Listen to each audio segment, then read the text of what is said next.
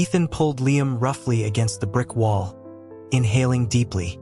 A peculiar sensation, like unbidden thoughts scrolling across his mind, suggested that Liam probably found Ethan's omega pheromones repulsive. This internal commentary hinted that Liam's future retaliation, once he achieved success, would be entirely justified. Ethan abruptly loosened his grip on Liam. Years later, Ethan found himself restrained in a chair within a sterile interrogation room. Liam, his eyes burning with a fierce intensity, delivered a harsh indictment, stating that an omega as contemptible as Ethan deserved permanent confinement. Earlier, Ethan had again cornered Liam in a narrow, debris-strewn alleyway, pressing him against the crumbling brickwork. Ethan proposed a substantial monthly sum that would eliminate all of Liam's financial worries, wondering aloud if Liam was dissatisfied with the offer. Ethan leaned in, deeply inhaling near Liam's neck, but a bothersome scent patch obscured most of the alpha's essence. The scant pheromones that escaped carried a complex, almost discordant quality that immediately repulsed Ethan. He declared his repeated S to Liam about ceasing his work at the local diner, claiming Liam's scent was unpleasant. The 20-year-old alpha, nearly a head taller than Ethan, possessed the strength to easily escape Ethan's hold, yet he remained still. After a prolonged silence, Liam slowly articulated his weariness and asked Ethan to desist. He quickly added that he was capable of earning his own living and had no need for Ethan's money. Ethan relaxed his pressure slightly but maintained his position, holding Liam against the wall. He noticed Liam appeared even leaner than a few days prior, dark shadows beneath his eyes indicating severe fatigue. Liam lived in a particularly impoverished section of Coastal City, a place where resources were already scarce. Had it not been for the recent federal legislation providing specialized care for A/O individuals, Liam might not have even been able to attend college. Witnessing Liam's unwavering pride, Ethan couldn't help but mock his efforts, questioning how long Liam's paltry earnings from odd jobs would take to cover his grandmother's surgery. Stung by the remark, Liam forcefully shoved Ethan away, asserting that his financial struggles were not Ethan's concern. Unlike others, Ethan was an adult omega whose scent had not fully developed, and his heat cycle was imminent. The alpha he had chosen, however, consistently spurned his advances. Ethan seized Liam, again pressing him against the wall. Liam struggled briefly until Ethan reminded him of the unpaid medical expenses from his grandmother's recent hospital visit. Liam had been unable to pay for the visit where Ethan had found him. A few weeks prior, while waiting for Liam, Ethan had incidentally helped an elderly woman in the rougher part of town. The woman, who typically collected recyclables, had gotten into an altercation with a homeless man and sustained a serious fall, ending up in the hospital. Ethan later discovered the woman was Liam's grandmother. Liam, his voice tinged with desperation, promised to repay the money as quickly as possible and urged Ethan not to continue. Ethan, however, was no longer listening. He reached up, tearing away the scent patch from Liam's neck, then buried his nose against his skin, breathing deeply as if scenting a cherished pet. The long-desired cedarwood aroma filled his nostrils, instantly calming his turbulent thoughts. As an omega with an unusual differentiation, Ethan's monthly heat cycles were unpredictable. Potent inhibitors and high-grade alpha pheromone stabilizers were ineffective. Only Liam's scent brought him tranquility. Possessing this alpha would spare him the monthly confinement and bitter medication. Liam let out a soft sound, then ceased his struggles. Ethan, pressed so close, could feel Liam's body temperature steadily rise.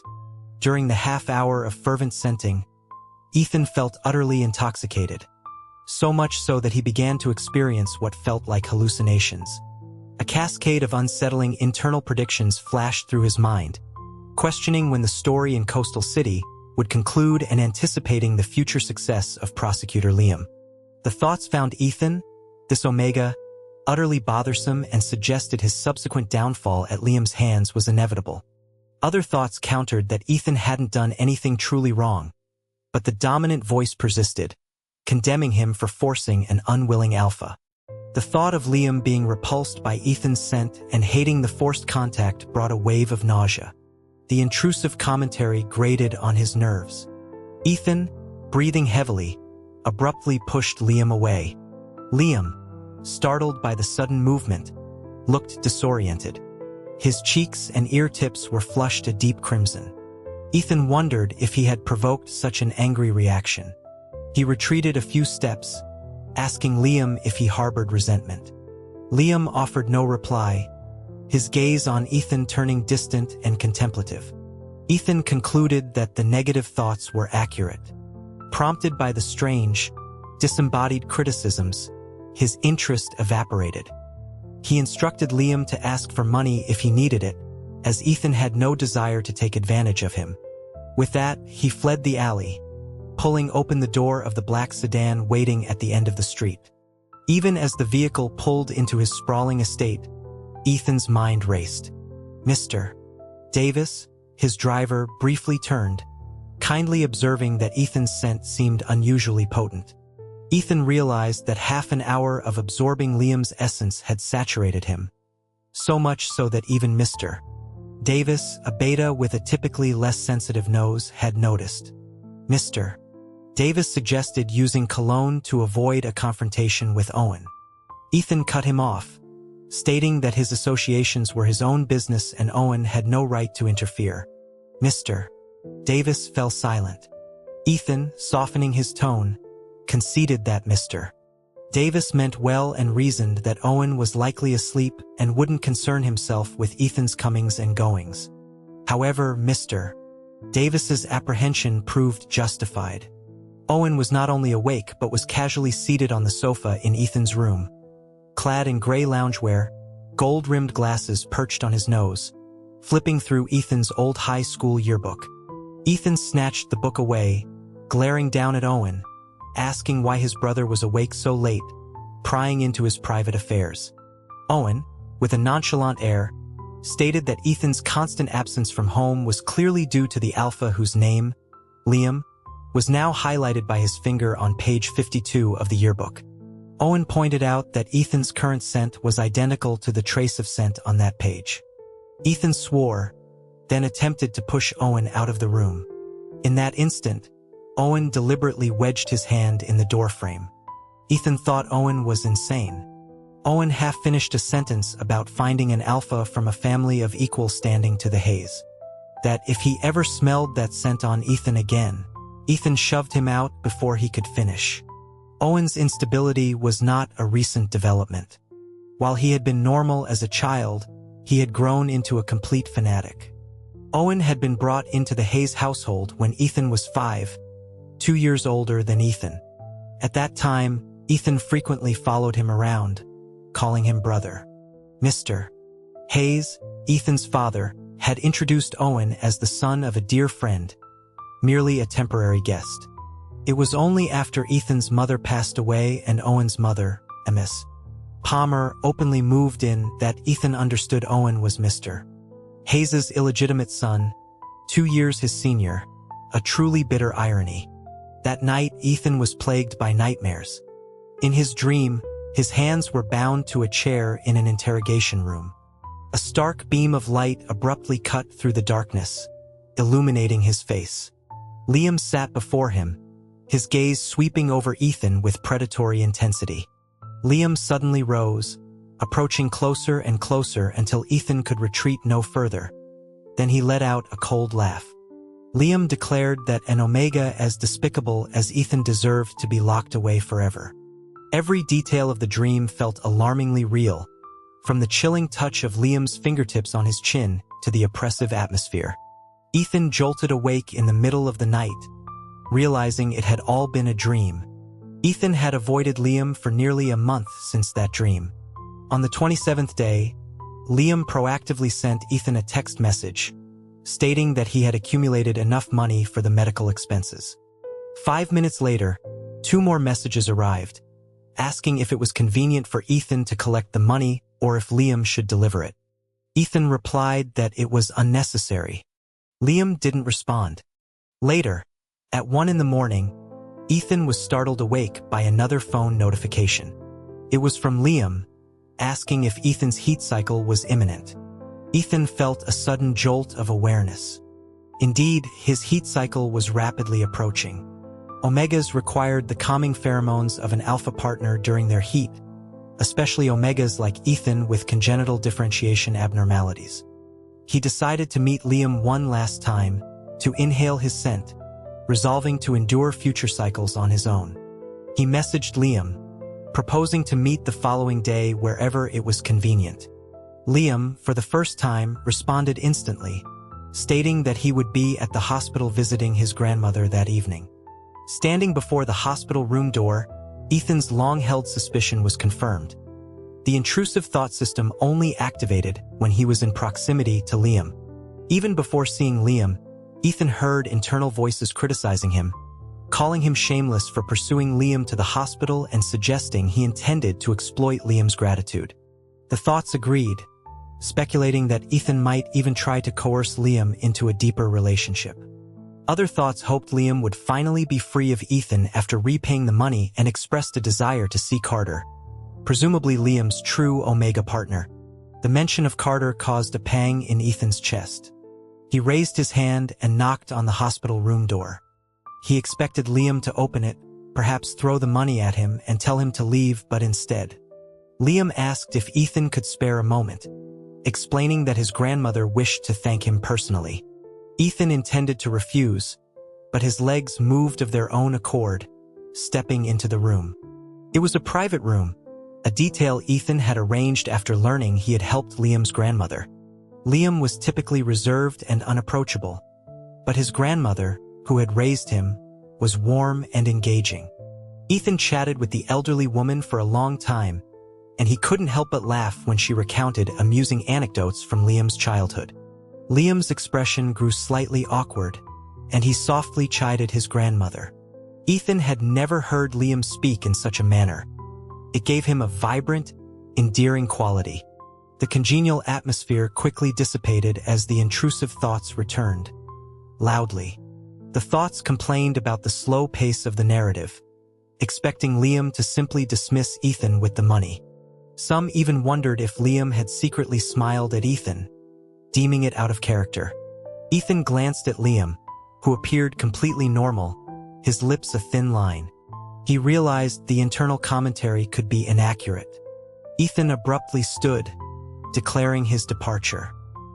He bid the grandmother farewell, promising to visit again, though internally he vowed never to return. The old woman smiled and nodded, wishing him a safe journey. Liam also rose, following Ethan out of the room, his expression troubled. Even as Ethan stood by the roadside waiting for a ride, Liam remained behind him, his posture stiff, hands slightly clenched. Ethan found Liam's hesitation uncharacteristic. He casually asked if Liam intended to walk him home. Liam remained silent. Ethan then asked if he had something to say, and this time Liam nodded. Ethan impatiently urged him to speak, complaining about his uncharacteristic shyness.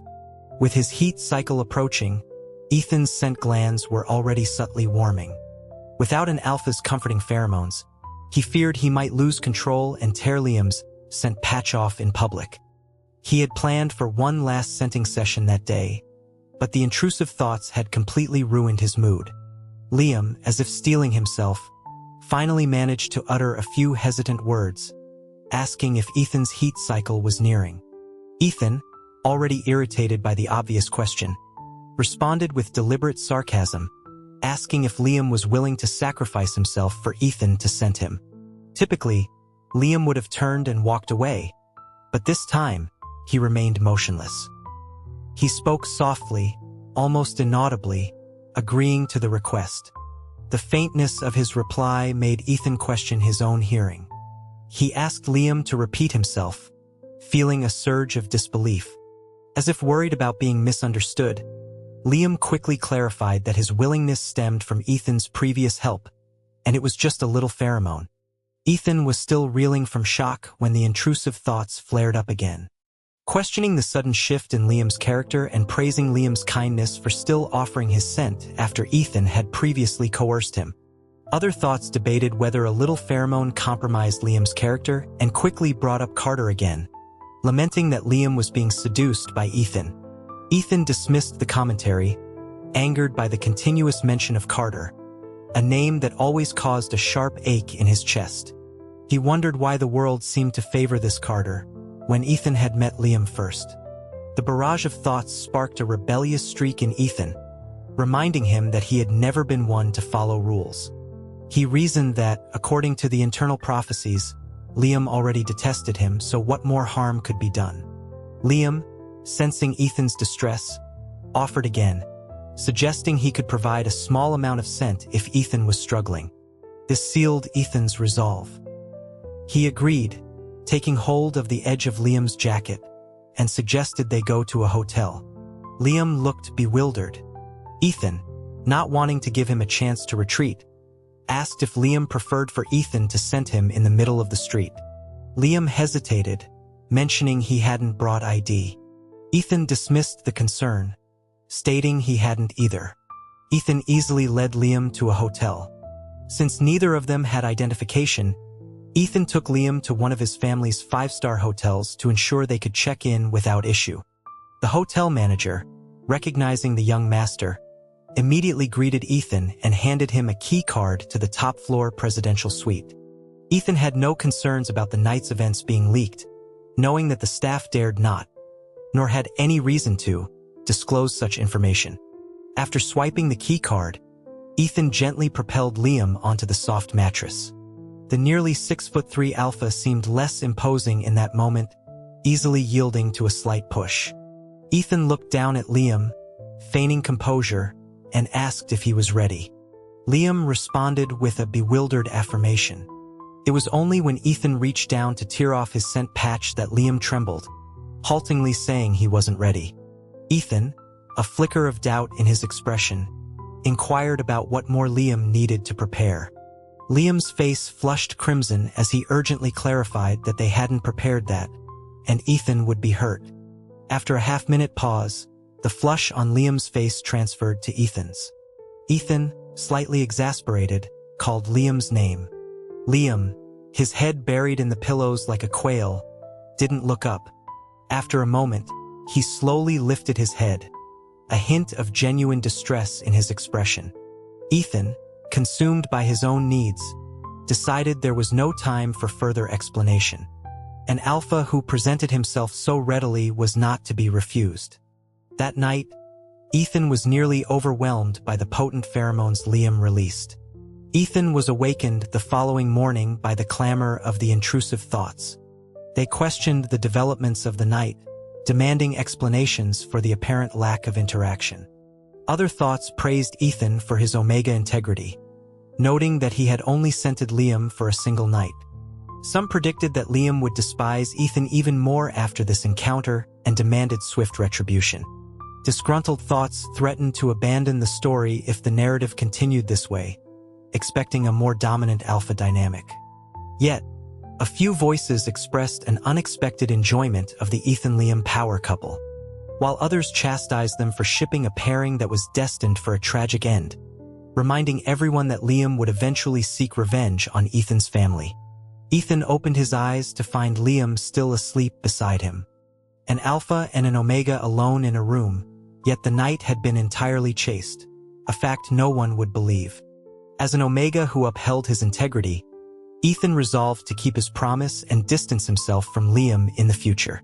So he rose without waking Liam. He whispered a quiet farewell to Liam, then left the hotel. Ethan maintained his own apartment in the city, but some of his belongings remained at the Hayes family estate. Remembering the future downfall of his family, he decided to retrieve his things and establish his complete independence. As Ethan packed clothes in his walk-in closet, he remained unaware of the figure standing behind him until cold fingertips brushed the nape of his neck. Ethan jumped, startled. Owen retracted his hand, his voice laced with irritation, asking if Ethan was moving in with that alpha, noticing Liam's scent all over him and implying they had spent the night together.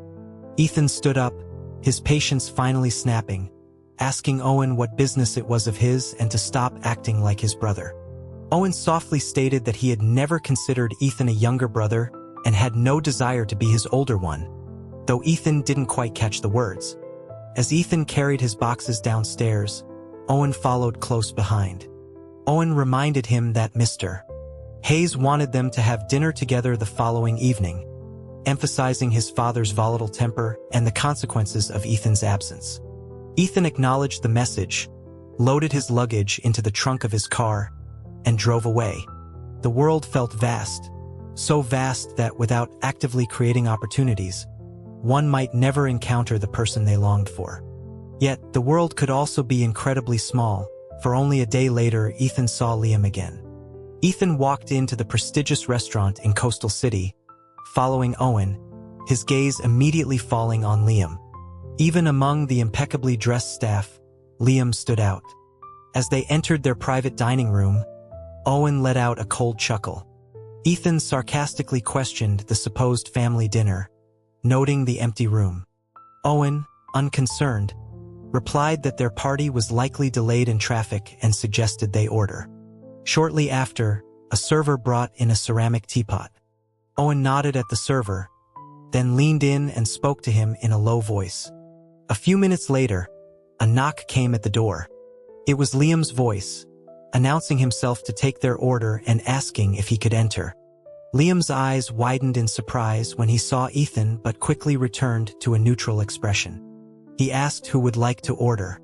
Owen handed Liam the tablet and then instructed him to pour tea. Liam, his face impassive, complied. Ethan lowered his gaze, unsure of Owen's intentions, but felt a pang of discomfort at Owen's imperious tone with Liam. Liam let out a sharp gasp as scalding tea spilled onto his hand. Owen, feigning apology, exclaimed his regret and asked if Liam was all right. He made a show of grabbing a napkin to wipe Liam's hand, his movement so clumsy that he knocked the teapot, splashing hot tea across Liam's pant leg. Enough, Ethan interjected, standing abruptly. He turned to Liam, who looked utterly miserable, asking if he was badly hurt. Liam shook his head. Ethan then told him to leave the room. Liam glanced at Ethan, then quietly exited.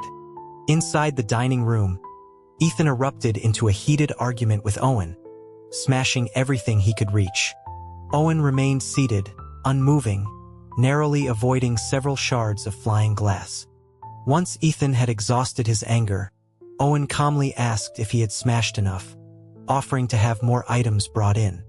Ethan cursed him, grabbed his jacket, and stormed out of the room. He collided with Liam, who had been patiently waiting by the door. Liam looked quite pathetic. Ethan started to speak but thought better of it, finally shoving a wad of cash into Liam's pocket. He told Liam to buy some medicine. Liam didn't take it, so Ethan simply forced the money into his pocket. That night, Ethan lay awake until 3 in the morning. He wondered if Liam would buy the medicine. The scalding tea must have blistered his skin. Liam also had his grandmother in the hospital, representing a significant expense. Given Liam's stubborn nature, Ethan worried he might forgo the burn cream to save money. Unable to lie there any longer, at 3:30 in the morning, Ethan left his apartment with a home medical kit. He had visited Liam Street many times but had never entered his apartment. The dark alley was utterly silent, and Ethan felt a momentary regret for coming. He assumed Liam would be long asleep. On his 5th pass in front of Liam's door, it suddenly opened.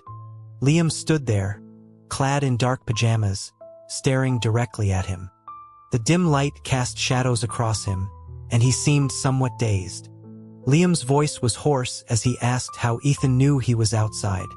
Ethan explained that Liam's footsteps were quite loud. Ethan's initial intention was to simply drop off the medical kit and leave, but before he had taken 2 steps, Liam grabbed his arm. Liam's hand felt incredibly hot, either from fever or the onset of an alpha rut. Liam, his voice sounding vulnerable, admitted that his back was burned and he couldn't apply the ointment himself. Ethan had clearly seen that only Liam's hand and lower leg had been scalded, but he followed Liam inside anyway. Ethan asked where he was hurt, offering to take a look.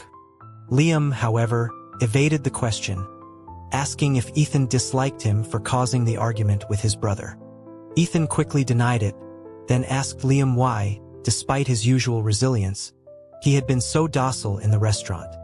Liam explained that it was because Owen was Ethan's brother.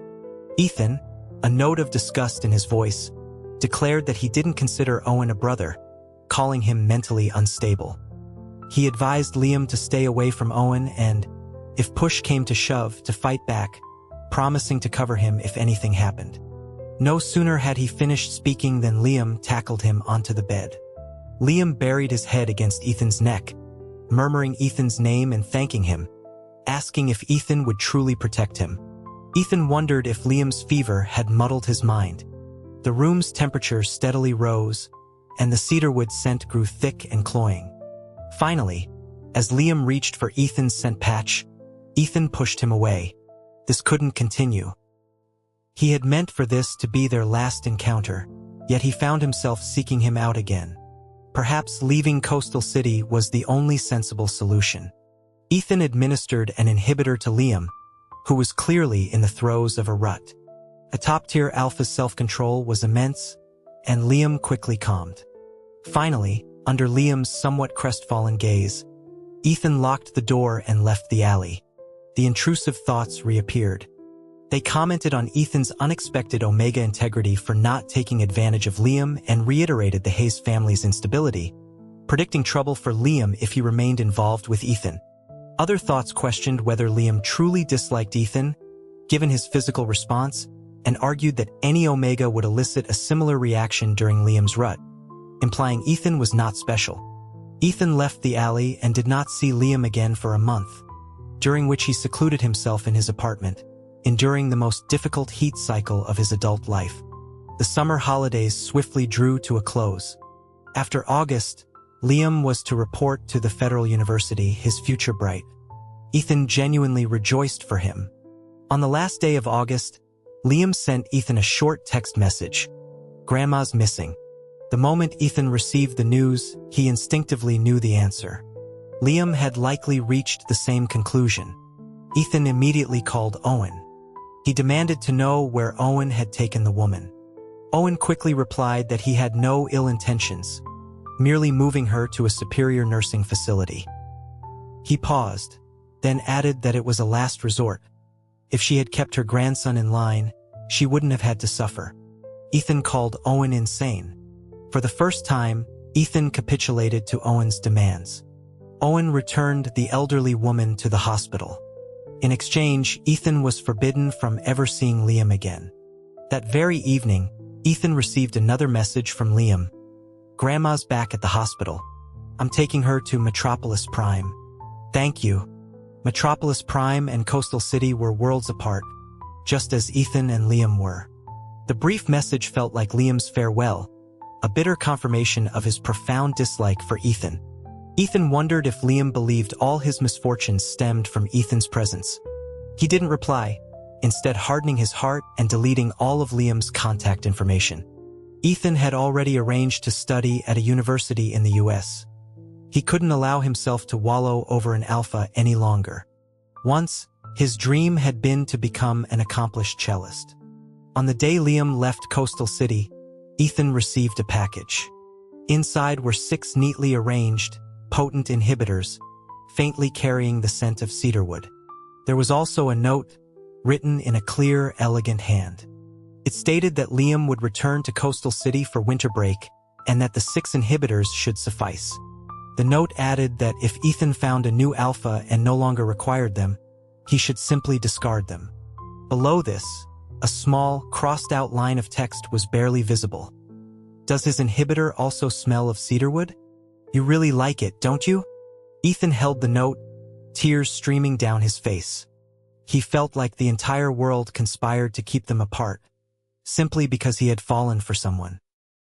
He remembered the intrusive thought that had once proclaimed Liam to be a good person. Ethan found solace in the idea that his affection for such a good person was perfectly rational. As he comforted himself, another internal message flashed. "Main character's persona has deviated. Real-time commentary will no longer be broadcast for you." Ethan knew he would no longer seek contact with Liam, rendering the thought system obsolete. 7 years later, inside an interrogation room in Federal Coastal City, Ethan stifled a yawn as he was asked, for the third time, about his social network and romantic relationships in the US over the years, particularly his interactions with alphas. Liam, seated opposite him, his chin resting on clasped hands, appeared unsatisfied. Ethan confirmed he had omitted nothing. Liam remained silent, watching Ethan with a fierce gaze. He asked again if there were truly no omissions. Ethan reiterated there were none and asked if he could finally go home to sleep. For 3 consecutive nights, Ethan had been unexpectedly summoned to the Federal Police Department at midnight.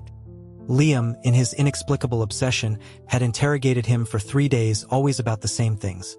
His activities in the US, his acquaintances, and specifically every detail of his interactions with alphas. He also repeatedly asked if Ethan had returned to Federal Coastal City or visited Federal Metropolis Prime. Each time these questions arose, Liam's expression soured as if Ethan owed him a fortune. Had Ethan not known of Liam's disdain for him, he might have mistakenly thought Liam was interested. What kind of prosecutor interrogated a suspect with such questions? His tone like a resentful spouse accusing infidelity. Unfortunately, Liam was not a normal person, so the possibility of him liking Ethan was non-existent. Ethan wondered if the prophetic thoughts about Liam's harsh revenge simply meant deprivation of sleep, a truly agonizing torment. The case against the Hayes family, involving illicit drug sales and bribery of federal officials, had largely concluded. Mr. Hayes and Owen, that wretched father and son, had long since been apprehended. In court, the two, disregarding any semblance of familial affection, had begun to incriminate each other. A statement from Owen nearly caused Mr. Hayes to collapse in court. "It must have been so difficult, father, raising me as your own son for all these years." Ms. Palmer, Mr. Hayes's beloved Omega, had openly moved in with children fathered by other alphas, openly shaming Mr. Hayes. Ethan had formally severed ties with the Hayes family 7 years prior, using his mother's inheritance to fund his studies abroad. By all accounts, Ethan had virtually no involvement in the Hayes family's criminal affairs. Yet, Liam, contrary to all expectations, had interrogated him for 3 nights. Liam narrowed his eyes, as if in a final probe, asking if Ethan truly had nothing more to confess. Ethan replied that he did not.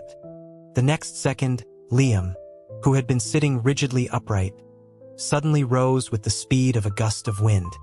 He seized Ethan's chin, loudly accusing him. "Omega's like you should be locked up forever." In nearly a decade of knowing Liam, Ethan had never seen him so lose his composure. Liam continued, stating that while Ethan claimed to have nothing to confess, Liam had many questions for him.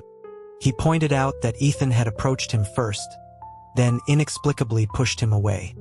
Liam wondered if Ethan had found a perfect replacement alpha and had been eager to discard him. He mentioned being blocked from Ethan's phone and that despite Liam saying he would return to Coastal City for winter break, Ethan had never sought him out. As Liam spoke, he seemed to grow genuinely distraught, his eyes welling up. He confessed that he had hated Ethan ever since and had spent every night plotting revenge. At this, Ethan felt a keyword had been triggered, and he eagerly asked how Liam intended to exact his revenge. Liam, articulating his plan with surprising clarity, said that he would stay with Ethan, watching him every day, preventing this contemptible Omega from ever being free again. Ethan found it to be a remarkably unique form of retribution. He asked what would happen if he refused. Liam's demeanor became calm, his voice utterly serious. He stated that Ethan wouldn't be able to find any other alpha because Liam would constantly monitor him. Forever. Ethan chuckled, completely captivated by Liam's thought process. If he had known earlier that Liam's method of revenge involved permanent entanglement, he would have clung to him 7 years ago. Seeing Liam's slightly bewildered expression, Ethan recalled the confused young man he had once pinned against a wall 7 years prior. He called Liam's name. Ethan admitted he had a few questions himself. As if in retaliation, Liam remained silent. Ethan continued, asking if Liam had attended his first concert in the US 3 years ago. Liam didn't respond. Ethan went on to explain that, being his debut, the audience primarily consisted of professors and fellow students, with very few others. He remembered a figure in all black, seated in the far corner, and at the time he thought he was hallucinating. In subsequent concerts, this hallucination had recurred. Ethan cradled Liam's face in his hands, then asked him to confirm whether it had been a hallucination. Liam's pupils trembled, his eyelashes fluttering uncontrollably before he finally shifted his gaze, denying it had been a hallucination. Validating a suspicion held for years, Ethan felt deeply moved. He then posed his final question. Liam, do you like me even a little bit? The air seemed to thicken. After nearly half a minute, Liam's voice came out muffled, admitting a lot. Ethan's eyes welled up instantly. He softly asked Liam to close his eyes. Liam obediently complied. Ethan, abandoning all sense of Omega propriety, finally kissed the lips he had longed for. A long time passed before they separated. Ethan wondered if that was their first kiss. Liam, his voice thick with emotion, confirmed it with a nod. And one very last question, Ethan added, his mood suddenly bright. What's your relationship with Carter? The unexpected mention of an outsider caused Liam's expression to sour. He dismissed Carter as an unfamiliar colleague and asked why Ethan inquired about him. Satisfied with the answer, Ethan's spirits soared, his tone becoming playfully suggestive.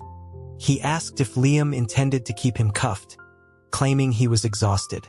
Ethan raised his cuffed wrists. Liam used a key to unlock them, then escorted him back to his apartment.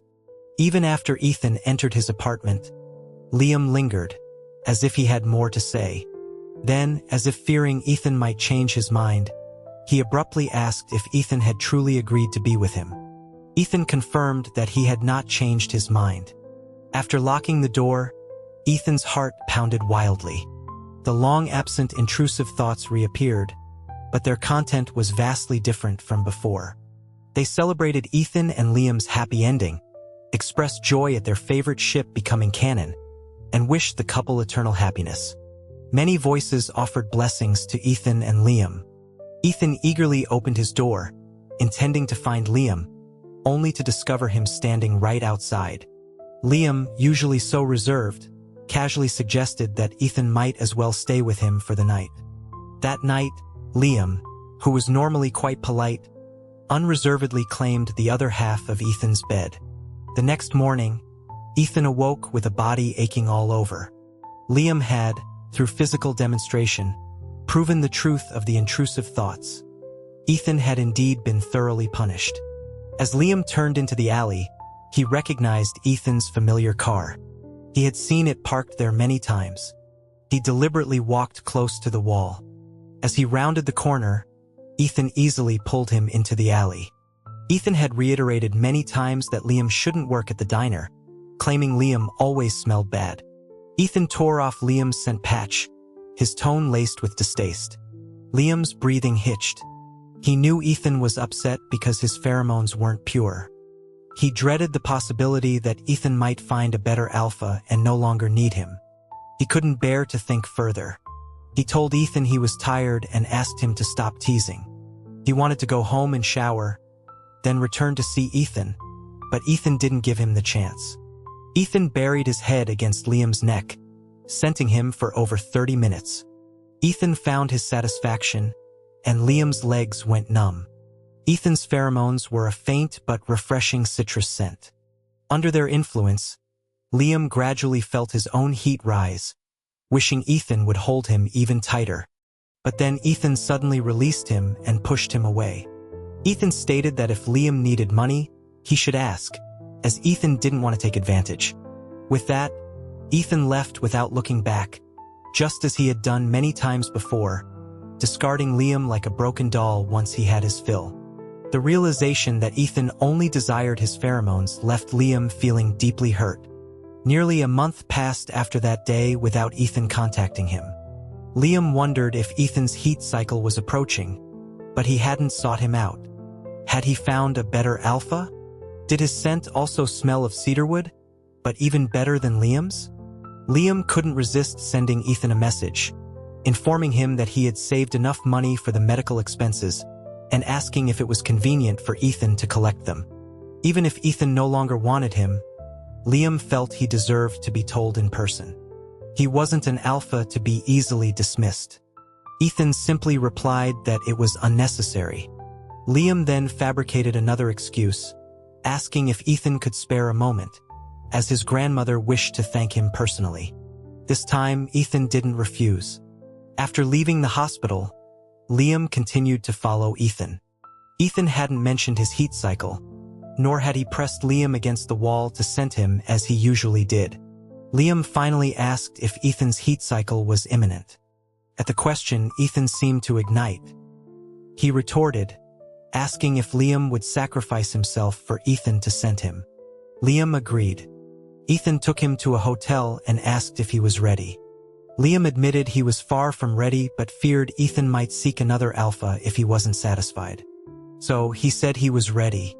Liam thought something more might happen, but it turned out he was mistaken.